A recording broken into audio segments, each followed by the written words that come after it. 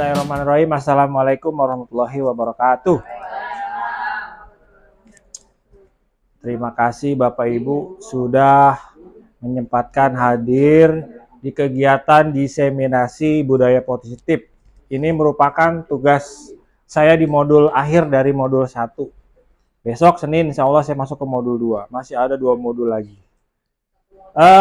Pertama-tama saya ucapkan terima kasih. Alhamdulillah bisa bertemu pada kesempatan kali ini. Sholawat serta salam kita limpahkan kepada junjungan besar kita Nabi Muhammad SAW.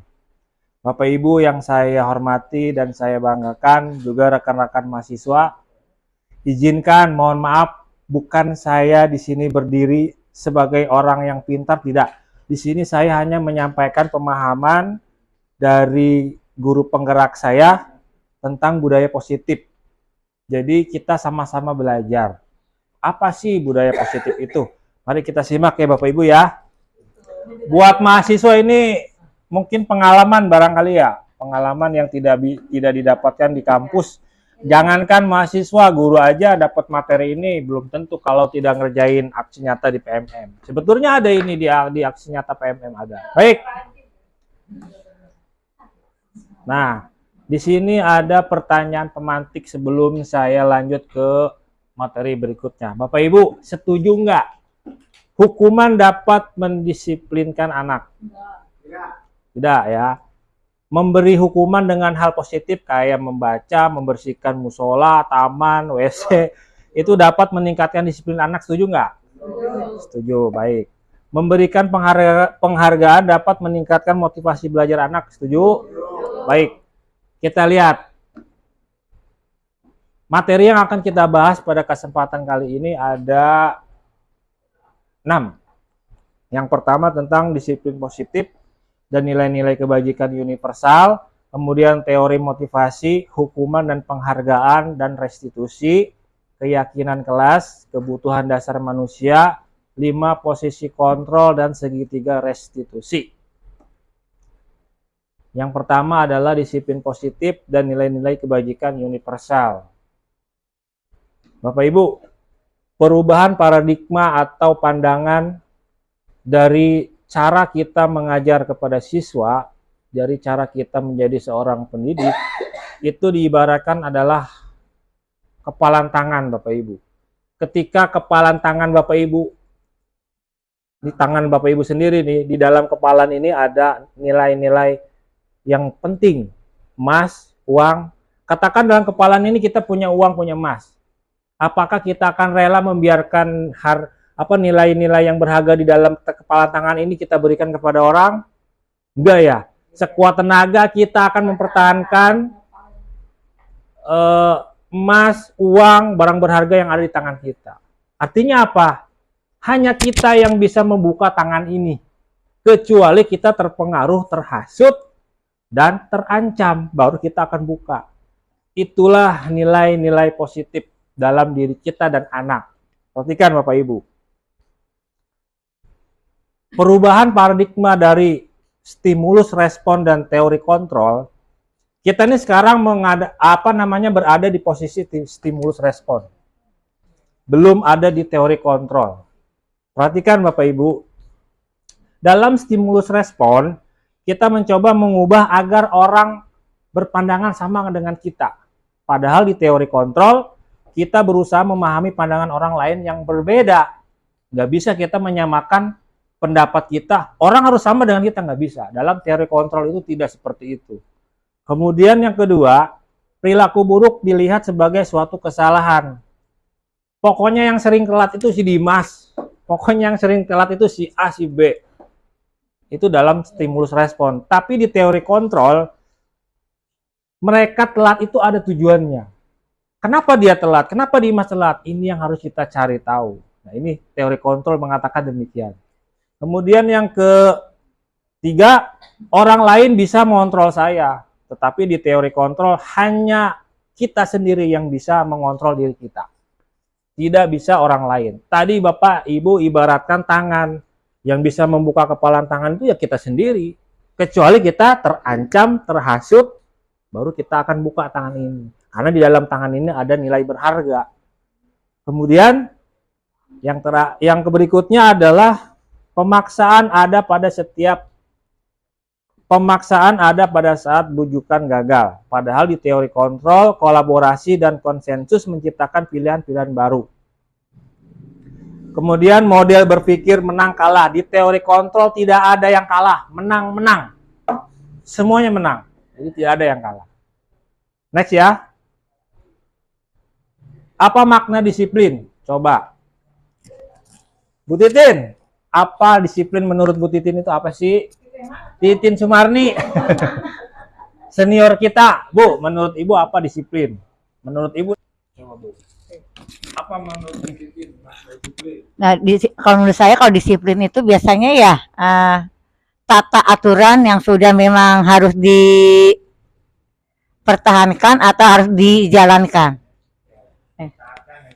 Lanjutnya, Ibu Vera. Vera, apa makna disiplin? Kalau menurut saya disiplin itu patuh terhadap peraturan yang ada. Ya. Terima kasih Bu Titin, Bu Vera, bertepuk tangan buat Ibu Titin dan Ibu Vera. Ya, perhatikan Bapak Ibu, berasal dari bahasa Latin bahwa disiplin itu disiplina yang berarti belajar. Kemudian makna asal dari kota ini berkonotasi dengan disiplin diri dari murid-murid Sokrates dan Plato.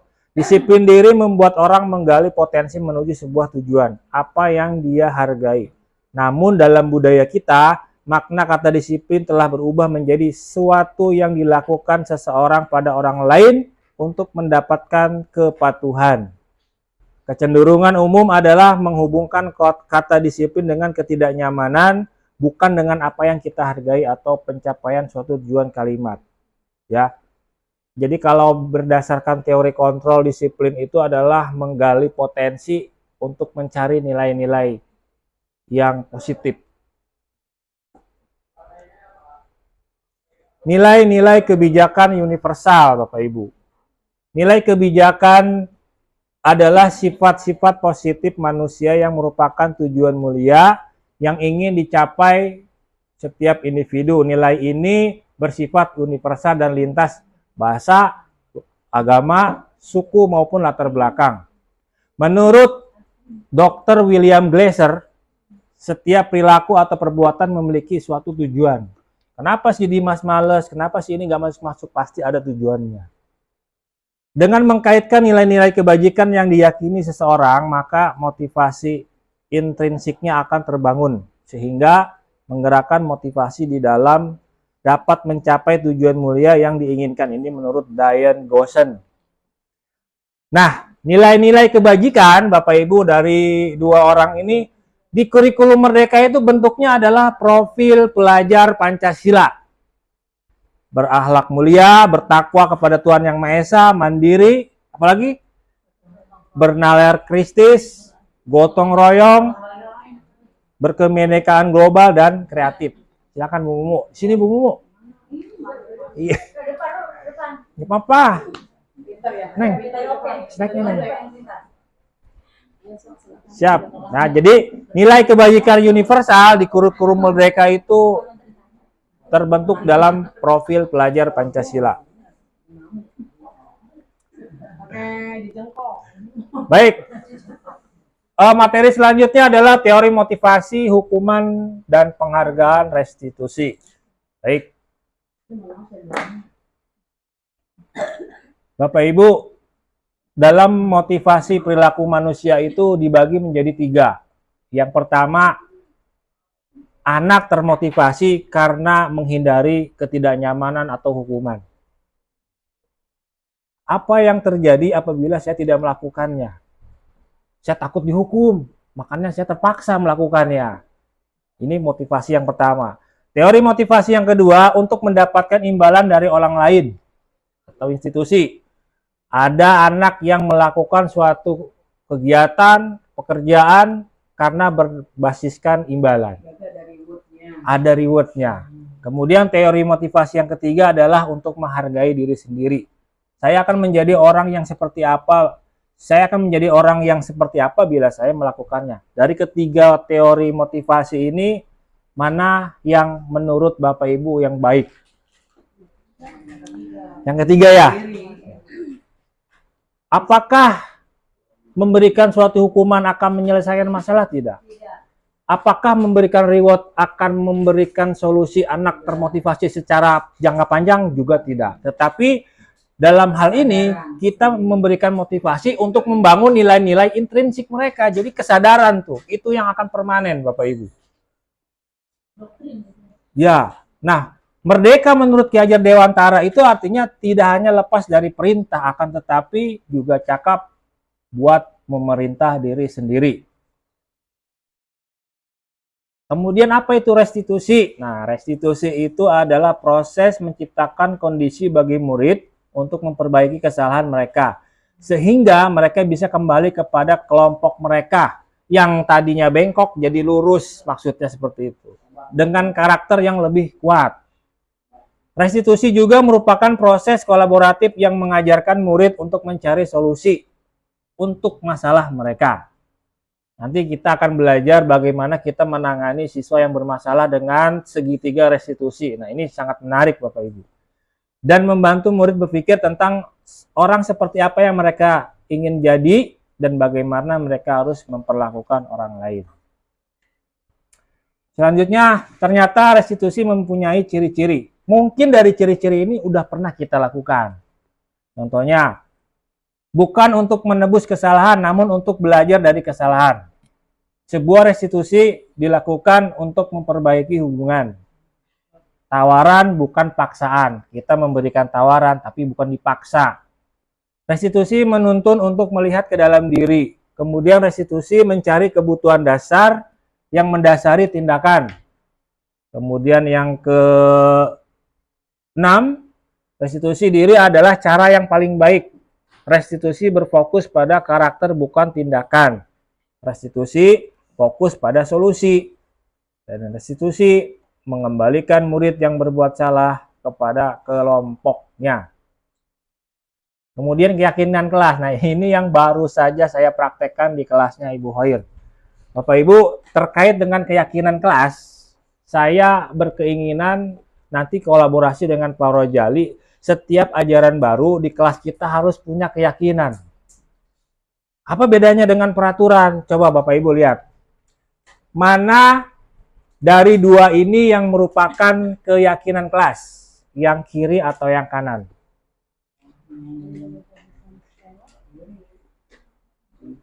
Siapa yang kiri? Ya, jadi ada kiri, ada kanan. Jadi keyakinan kelas yang mana? Bingung ya? Kanan. Ini aturan. Coba Bu Juju, kenapa ini dibilang aturan Bu Juju? Ya, kalau ini? Oke, saya coba menjawab nih. Nah, gini Bapak Ibu. Berbedanya antara aturan dengan keyakinan kelas, kalau keyakinan kelas itu dibuat oleh sekolah. Eksternal dari siswa. Tapi kalau keyakinan kelas itu dibuat dengan melibatkan siswa. Contoh,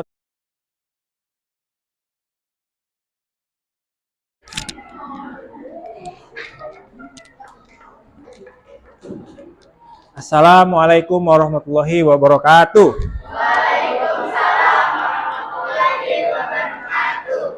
Terima kasih. Apa kabar kalian hari ini? Alhamdulillahirrahmanirrahim. Hari ini berdirinya Bapak di sini akan membuat sebuah keyakinan kelas. Ada yang tahu nggak pengertian keyakinan kelas itu apa? Belum tahu Pak. Nah, begini ya. Ada peraturan sekolah, ada keyakinan kelas. Bedanya peraturan sekolah itu adalah aturan yang dibuat sekolah. Kalian harus mematuhi peraturan sekolah. Jangan datang terlambat.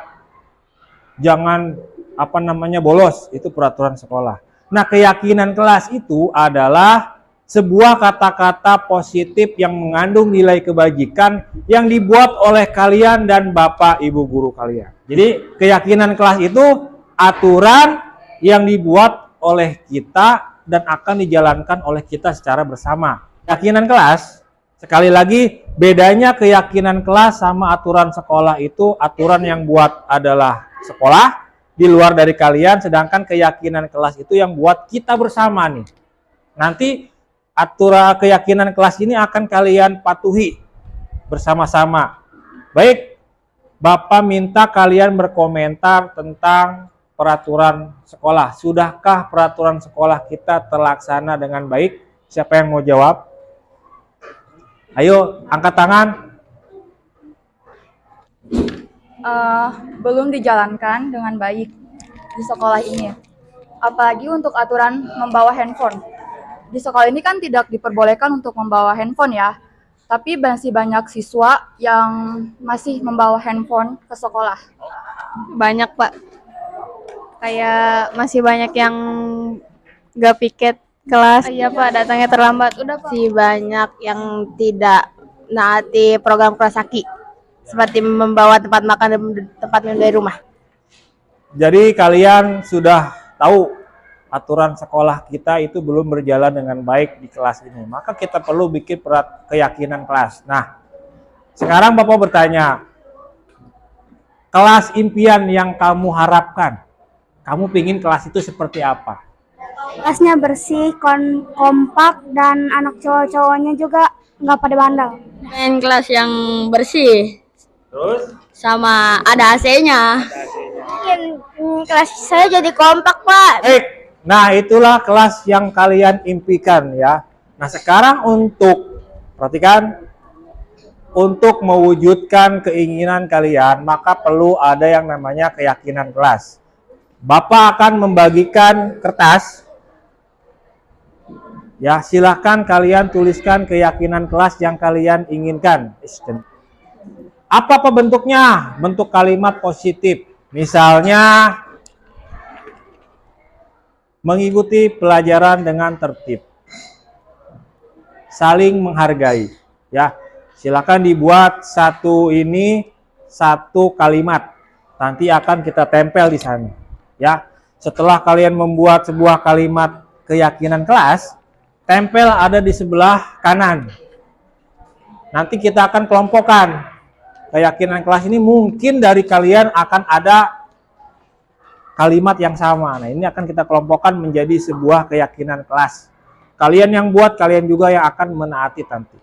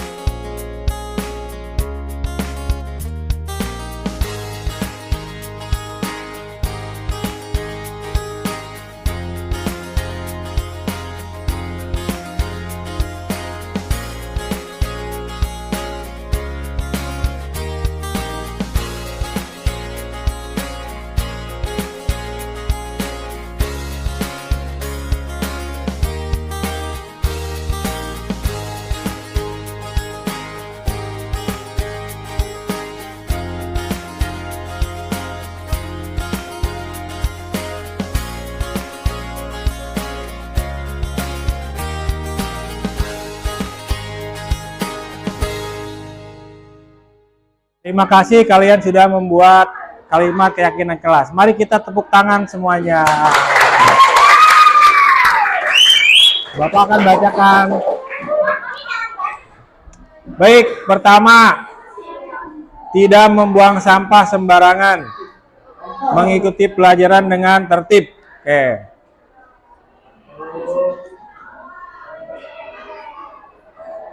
Kemudian, apa ini?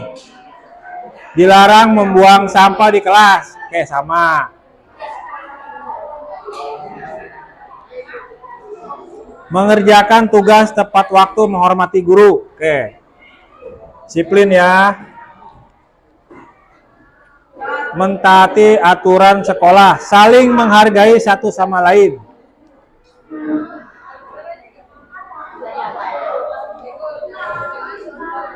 Menjaga kebersihan, menjaga fasilitas kelas. Oke. Kita kelompokkan. Apa ini? Membersihkan kelas, menjaga kebersihan. Oke.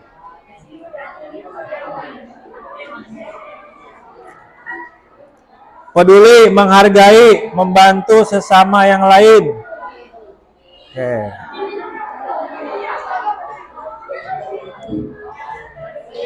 Saling menghormati, menghargai. Saling menghargai, saling rukun. Oke, kita kelompokkan. Kemudian dilarang buang sampah sembarangan. Ini terkait dengan kebersihan. Jadi perhatikan, terdapat 3 keyakinan kelas yang harus kamu patuhi. Yang pertama, garis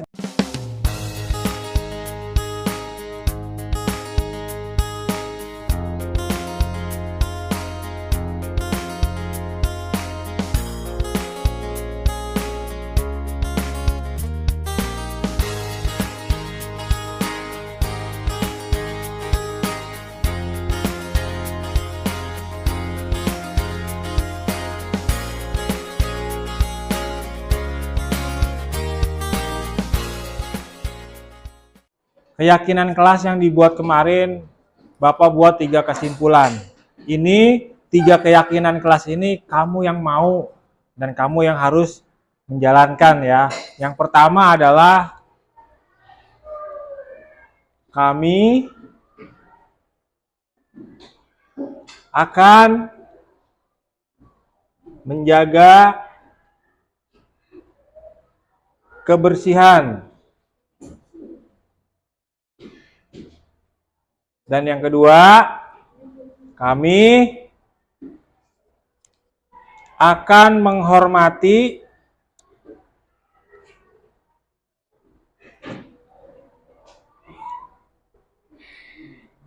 guru dan teman. Kemudian yang ketiga, kami akan datang tepat waktu. Ada nggak yang terlambat di sini? Nah, jadi 3 keyakinan ini yang sudah kalian buat. Bapak buat kesimpulan. Bagaimana cara menjaga kebersihan? Piket. Kemudian bagaimana kalian menghormati guru dan teman? Mendengarkan ketika guru sedang menjelaskan. Terus tidak ribut sama temennya. Saling menghormati. Tidak apa lagi Kak tadi? Tidak membuli satu dan yang lain. Bagaimana kalian akan datang tepat waktu? Datang tepat waktu itu jam berapa? Masuk jam berapa? 7.30. Berarti kamu datang ke sini harusnya jam 7 minimal. Ya minimal, maksimal jam 7. Kalau jam 6 boleh? Boleh. Persiapan. Masa kamu datang langsung belajar kan nggak mungkin kan ya. Santai dulu, minum dulu, istirahat dulu baru kamu belajar. Ya. Jadi 3 keyakinan kelas ini nanti akan Bapak buat dan kalian tanda tangani. Oke ya, bersama dengan wali kelas. Baik, perhatikan. Ini keyakinan kelas sudah Bapak buat. Hari ini kalian beserta wali kelas kalian akan menandatangani keyakinan kelas yang sudah kalian buat bersama, ya.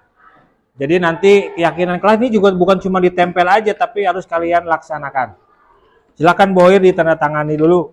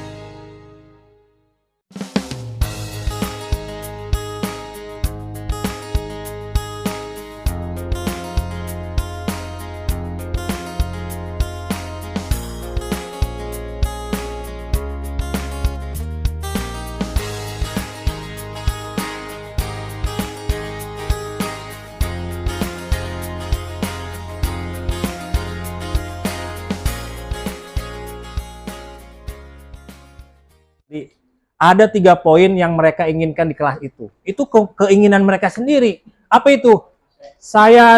Kami akan menjaga kebersihan. Saya tanya, bagaimana kamu cara menjaga kebersihan? Piket Pak, sesuai jadwal. Konsekuen ya, siap. Kemudian apa yang kedua? Kami akan menghargai dan menghormati guru dan teman. Bagaimana caranya? Mendengarkan guru sedang menjelaskan Pak. Tidak membuli teman. Itu inginan mereka sendiri Bapak Ibu. Kemudian yang ketiga di kelas 7 itu tadi, apa ya Bu Hoir ya? Tidak datang terlambat. Saya tanya, masih ada yang terlambat? Masih Pak. Gimana caranya biar nggak terlambat? Bangun pagi. Keyakinan kelas yang kita buat, itu berdasarkan keinginan siswa. Siswa pasti akan mematuhi ketimbang peraturan sekolah. Karena peraturan sekolah yang buat sekolah. Di luar dari siswa itu sendiri. Jadi keyakinan kelas bukannya berseberangan atau bahasa ininya apa ya namanya ya? Bukannya ingin membuat tandingan, bukan. Jadi keyakinan kelas ini penguatan dari peraturan sekolah, dikuatkan dengan keyakinan kelas. Ya, jadi tahu ya mana bedanya peraturan dan keyakinan kelas, betul. Jadi lebih melibatkan siswa Bu Mumu. Siswa kita libatkan. Betul, karena di sini ada bahasanya kami apa itu? Guru dan murid yang saling menyayangi. Berarti ada kata-kata kaminya nih. Kita bersama guru dan murid. Selanjutnya, kebutuhan dasar manusia. Nah, semakin ke sini materinya semakin menarik Bapak Ibu. Pada prinsipnya, kebutuhan dasar manusia itu ada 5. Yang pertama, kasih sayang dan rasa diterima. Yang kedua adalah penguasaan. Yang ketiga adalah kebebasan. Dan yang keempat adalah kesenangan, kemudian yang terakhir adalah bertahan hidup. Ini adalah 5 kebutuhan dasar manusia pada umumnya. Kemudian 5 posisi kontrol. Kita sudah tahu kebutuhan dasar itu apa, kemudian kita masuk ke materi posisi kontrol. Ada 5 posisi kontrol. Yang 2 ini merupakan posisi kontrol yang identitas gagal. Yang kedua ada 3 yang merupakan identitas berhasil. Kita bahas Bapak Ibu. Ketika kita menjadi seorang penghukum atau membuat orang merasa bersalah, ya contohnya menghardik, menunjuk-nunjuk kamu ini ya, kemudian menyakiti, menyindir, biasanya kita berkata demikian nih, kalau kamu tidak melakukannya, awas ya, rasakan tuh. Nah, apa hasilnya? Siswa akan berontak Bapak Ibu, bukannya sadar. Ini menurut teori kontrol. Terus kaitannya dengan dunia berkualitas, maksudnya kita tuh di mata mereka bagaimana? Murid akan meletakkan kita di luar dari dunia berkualitas. Akan bagaimana murid berkata dalam dirinya, biarin aja, nanti juga marah-marah lagi, paling juga suruh lari. Begitu kalau kita berada di posisi hukuman. Apa dampaknya?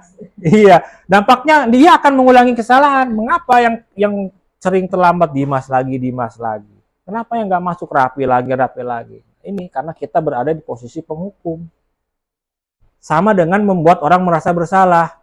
Kamu seharusnya sudah tahu, ibu sudah tahu, udah lelah sekali mengatakannya. Ibu stres, nah, sampai mengeluarkan kata-kata begitu, berarti kita belum menjadi orang yang memiliki posisi kontrol yang baik.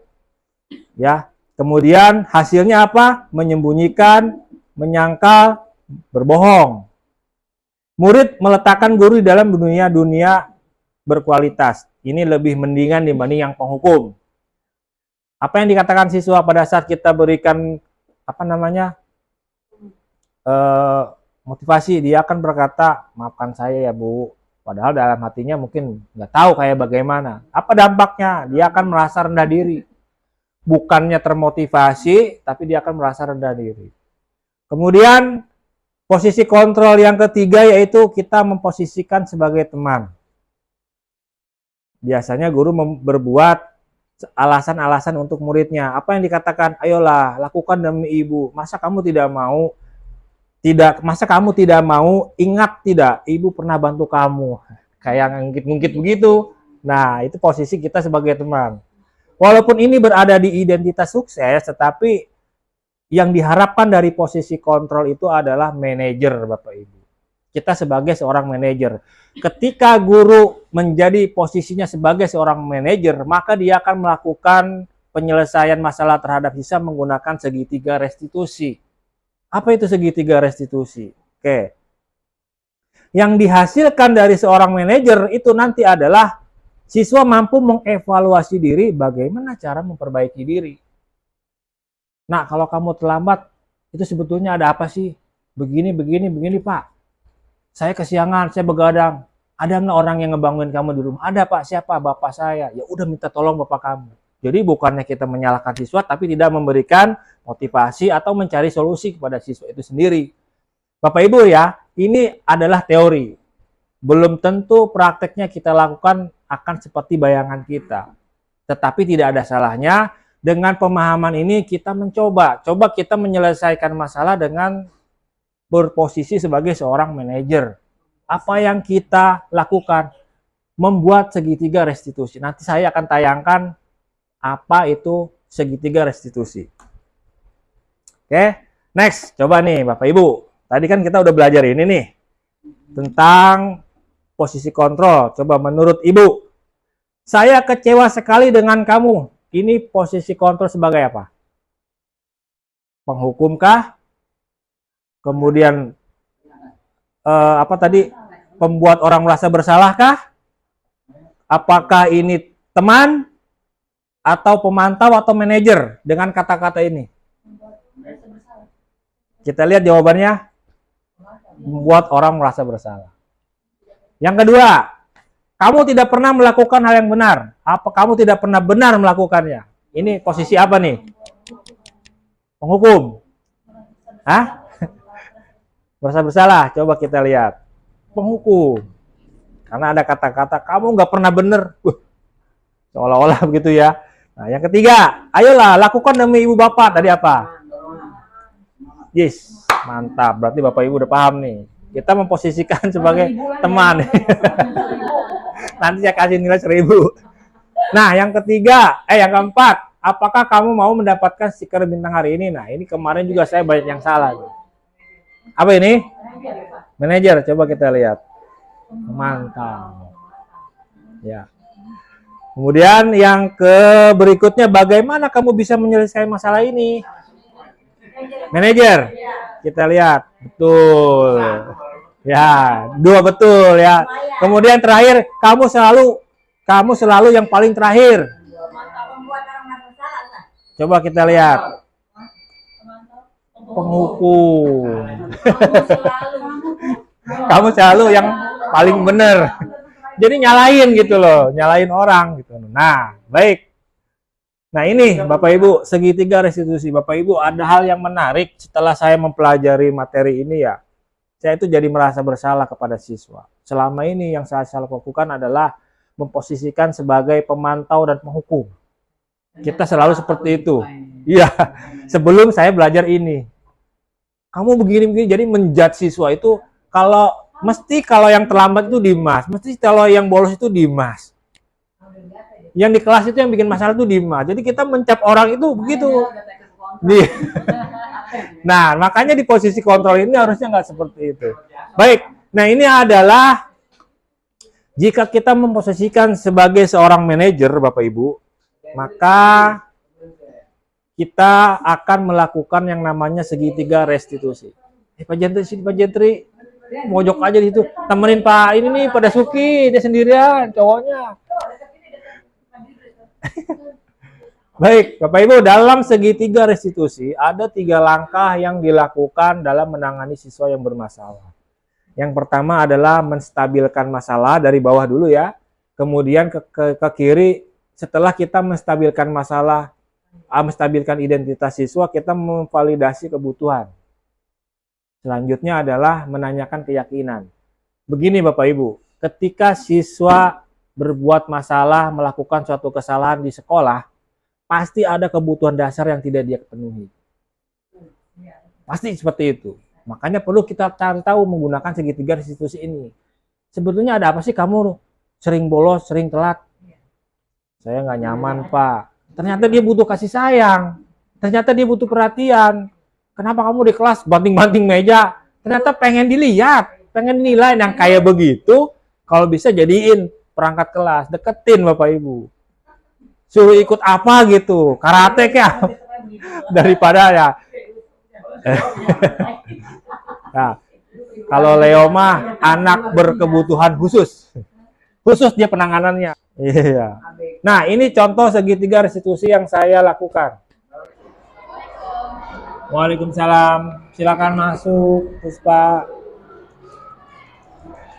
Silakan duduk. Puspa, tadi Catur lapor ke Bapak. Kamu di kelas marah-marah, terus bertengkar dengan Reksi. Iya Pak, habisnya Reksi nggak mau piket. Setiap piket begitu terus, kan saya jadinya kesel. Kenapa kamu kesal? Setiap giliran piket, Reksi datangnya siang. Udah gitu bukannya buang sampah, malah duduk aja. Saya suruh buang sampah tapi diem aja dianya. Oh begitu. Wajar sih kamu kesel. Bapak juga jika ada di posisi kamu akan melakukan hal yang sama. Lalu, apa yang kamu lakukan terhadap Reksi? Saya marah ke Reksi, terus habis gitu saya maki-maki Reksi sama gebrak ini meja Reksi. Oh begitu. Kamu berbuat begitu mesti ada alasannya ya? Iya Pak, saya kesel Reksi nggak mau bantu saya buat bersihin kelas.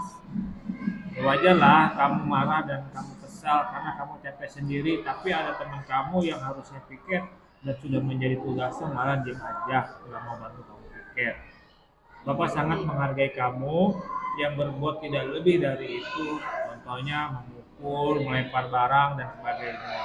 Baik, sekarang coba Puspa pikirkan, coba kita pikirkan tindakan kamu yang marah dengan mengebrak meja apakah sudah sesuai dengan keyakinan kelas kita? Menurut kamu keyakinan kelas apa yang sudah dilanggar? Saling menghormati antar teman. Ya betul. Menurut Puspa saling menghormati antar teman itu penting atau enggak sih? Penting Pak. Baik, kalau menurut kamu penting, jadi keyakinan apa yang harus kamu lakukan pada saat kamu marah? Harus lebih sabar lagi. Kamu bersedia memperbaiki masalah ini? Bersedia. Apa yang akan kamu lakukan untuk memperbaiki masalah ini? Saya harus bersabar dan menahan amarah saya. Kalau ada yang tidak piket, saya akan lapor ke Bapak. Ya, tepat sekali. Tindakan kamu saat terjadi itu, kamu melapor ke Bapak nanti seperti itu ya. Baik, tetap semangat ya. Sekarang silakan kamu kembali ke kelas. Baik, terima kasih Bapak. Ya, Bapak Ibu, itu adalah contoh segitiga restitusi yang saya terapkan kepada siswa yang bermasalah. Banyak masalah, ini contohnya aja. Jadi kita, apa ya namanya ya, menanyakan sebelum kita menyalahkan. Jadi tidak ada bahasa menyalahkan siswa ini pada dasarnya ya. Kita menggali potensi siswa, kita mencari nilai. Sebetulnya apa alasan dia melakukan itu. Kemudian dia yang mengakui bahwa dia salah, dia juga yang mencari solusi dengan pertanyaan-pertanyaan kita. Nah, itu yang diharapkan dari seorang manajer, Bapak Ibu. Dalam posisi kontrol, sebagai seorang manajer, kita bisa melakukan segitiga restitusi. Nanti di akhir, Bapak Ibu, saya akan bertanya kepada Bapak Ibu dari materi yang sudah saya sampaikan, materi mana yang menurut Bapak Ibu paling menarik, dan ceritakan garis besarnya aja. Oke. Kita rinci ya Bapak Ibu, dari segitiga restitusi ini kita rinci. Yang pertama adalah menstabilkan identitas untuk membuat anak yang merasa gagal karena berbuat salah menjadi positif terhadap dirinya. Kita stabilkan dulu, jangan langsung ngomel-ngomel begitu anak datang. Kamu ini ya. Kita stabilkan dulu supaya apa? Supaya mereka mau bercerita. Ada apa sebetulnya? Nah, biasanya di menstabilkan identitas ini guru berkata, berbuat salah itu adalah hal yang manusiawi. Tidak ada manusia yang sempurna, Bapak Ibu juga pernah salah, kita pasti bisa menyelesaikan permasalahan ini. Bapak Ibu tidak tertarik untuk mencari tahu siapa yang benar, siapa yang salah, Bapak Ibu lebih tertarik untuk menyelesaikan masalah. Kalau kamu nyalahkan diri kamu sendiri, terus-menerus, apakah kamu bersikap baik pada dirimu kamu sendiri? Nah, ini kata-kata menstabilkan masalah. Kemudian, setelah itu memvalidasi kebutuhan. Apa ya nih yang dia butuhkan sebetulnya karena dia melakukan ini nih? Apa yang dia cari sebetulnya? Ini membantu siswa mengenali kebutuhan dasar atau basic need. Tadi ada apa namanya? Kasih sayang, dihargai dan sebagainya. Ya. Biasanya dalam validasi kebutuhan ini guru berkata, kamu bisa saja kan melakukan hal yang lebih buruk, tapi kamu tidak melakukannya. Nah, kemudian pasti punya alasan mengapa kamu melakukannya. Seperti yang tadi saya contohkan tuh. Kamu boleh tetap berusaha menjaga sikap itu, tapi tambahkan sikap yang lain yang baru. Kemudian, maukah kamu belajar cara yang lain untuk mendapat yang kamu butuhkan tanpa harus memukul atau menggebrak meja misalnya. Yang terakhir, apakah kamu bisa melakukan dengan lebih baik besok lagi atau lebih baik lagi besok sebaliknya. Jadi ini kata-kata dalam validasi kebutuhan. Kemudian dalam segitiga restitusi, langkah yang terakhir adalah menanyakan keyakinan. Anak melihat kesalahannya dihubungkan dengan norma sosial dan nilai-nilai yang mendasari manusia berinteraksi dengan orang lain. Biasanya guru berkata, apa nilai yang kita percaya di kelas sekolah kita? Makanya Bapak Ibu, keyakinan kelas ini penting untuk mengkaitkan ke sini. Gitu loh. Kamu kemarin udah buat keyakinan kelas, menghargai, tapi kamu malah membuat kesalahan seperti itu. Nah, apa kesalahan yang sudah kamu lakukan terhadap keyakinan kelas kita? Tidak menghargai orang lain, Pak. Nah, itu. Jadi kita butuh keyakinan kelas untuk membandingkan, pembanding gitu loh. Kemudian, kelas yang ideal itu seperti apa sih? Kamu ingin jadi anak seperti apa? Dalam pertanyaan-pertanyaan kita dalam segitiga restitusi itu mengandung kata-kata biasanya seperti ini. Apa yang kamu rasakan ketika kamu melakukan itu? Kamu mau jadi orang yang seperti apa? Nah, ini adalah pertanyaan-pertanyaan yang bisa dilakukan oleh kita dalam langkah segitiga restitusi yang terakhir, yaitu menanyakan keyakinan. Apa ini? Oh, habis ya? Oke. Jadi, Bapak Ibu, dalam budaya positif itu ada hal-hal yang memang kalau saya sih ya, kalau saya pribadi menggarisbawahi dalam materi ini posisi kontrol, segitiga restitusi. Dan yang lain-lain adalah pelengkapnya. Ketika kita mau menjadi seorang manajer, kita harus tahu dulu, ini anak punya kebutuhan dasar sebetulnya. Kenapa dia malas? Kenapa dia nggak masuk? Kenapa dia buat ulah di kelas? Pasti ada kebutuhan dasar yang dia dipenuhi oleh dia. Entah itu di rumahnya atau di sini. Ternyata anak ini setelah kita gali, pengen dihargai gitu loh. Sesekali kita sebut namanya. Dengan menyebut nama di kelas, itu udah merupakan suatu penghargaan Bapak Ibu di mata anak tuh. Saya pernah merasakan sendiri ketika sekolah. Disebut namanya Arif, itu rasanya gimana gitu loh. Betul. Cuman nyebut nama doang. Iya, itu jadi kebutuhan itu kadang-kadang kita lengah gitu loh sebagai bapak ibu guru gitu dalam mendidik siswa. Ya, kemudian setelah kita mempelajari ini, kira-kira apa yang bapak ibu tangkap? Pada Suki, coba saya ingin tanya pada Suki, dari materi yang sudah kita pelajari, yang bapak tangkap itu apa? Posisi kontrol. Jadi gimana kita menjadi seorang penghukum tuh kayak gimana sih ciri-cirinya gitu ya. Ternyata kita selama ini menjadi seorang penghukum, bukannya sebagai seorang manajer gitu. Kebanyakan termasuk saya. Iya. Iya. Betul. Ya, Bu Mumu. Dapat juga ilmunya. Biar kedengeran. Ya, Bu Mumu gimana Bu Mumu? Iya, iya, mana iya. Oh iya. Iya, pada dasarnya mungkin kita semua, khususnya saya ya, saya masih banyak kekurangan, masih banyak melakukan hal-hal seperti itu, dari penghukuman, ya marah itu kalau menurut saya, ya pertama ya memang kami menyadari bahkan enggak, intinya sebetulnya caranya gitu ya, caranya. Tapi saya yakin di antara teman-teman pun pernah lah, semua juga begitu, kita semua sebagai pendidik kita pasti pernah mengulang-ulang kata kamu lagi, ya kan? Mengulang-ulang kata seperti itu, dan kita tahu ilmunya ya, tapi kita ulang lagi kata-kata seperti itu karena kita manusia bukan malaikat gitu. Kita manusia yang terkadang ketika dihadapi oleh masalah yang monoton terulang lagi, itu akan kita ulang lagi bahasa yang sama gitu.